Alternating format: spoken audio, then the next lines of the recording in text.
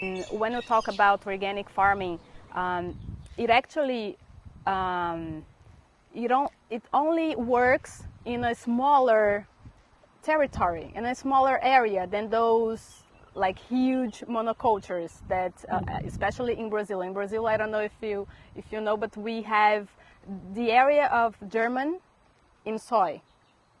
It's like it's huge, and it's a lot. It's one German of soy inside of Brazil, especially in the Amazon.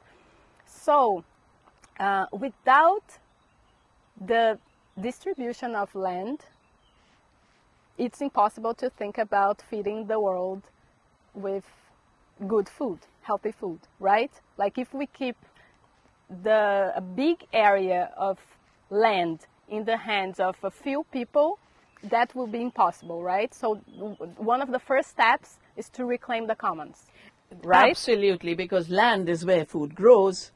And the two issues related to this. Most people don't know that the biggest farmland owner of the US is now Mr. Microsoft. Bill Gates is a farmland owner. BlackRock, which has invaded into the Amazon with the GM soya, it's financing all of it.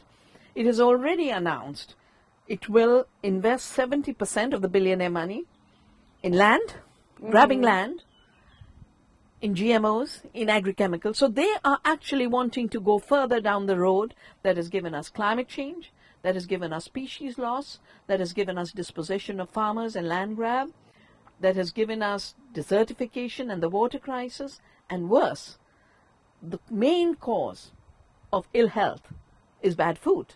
Right?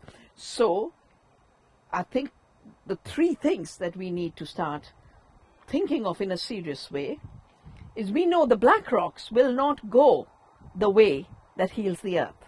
They will not go the way that heals injustice. They will not go the way that provides health. But because those are the ones in power. So it doesn't matter. I think that is the issue. Throughout history, illegitimate power, you know, we allow it to rule when we accept their constructions, when we accept their narratives. As long as Hitler could convince the German public that there was a superior race and he was doing a very good job killing others, he was elected democratically. You know? Yeah. So when we accept the narratives and values of domination and violence of the powerful, we will be enslaved.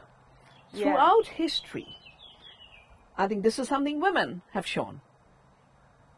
Don't accept that story. Okay. Create your own story. From our freedom movement, what did Gandhi teach us? He's written in his books, he says he didn't invent it. This idea of satyagraha, of civil disobedience, of the power of truth. He says, I studied Indian history and I tried to understand why India had stayed democratic over time. And he said, I realized that whenever the rulers are unjust, the people don't obey. They stop obeying. Refusing to use GMO seed and accept patents on seed and have your seed bank is a civil disobedience. The MST is a civil disobedience movement. It started to occupy land and is now a big producer. And, huge. And I have worked very, very closely with them, and I send them greetings through you. And I really believe when you talk about reversing this land grab, how do we do it? MST has shown the way. Okay. Everywhere we should have movements to reclaim the land, not as property, but as a commons, for care for the commons. It shifts the ground, it shifts the political ground, it shifts the economic ground, and it shifts the food ground.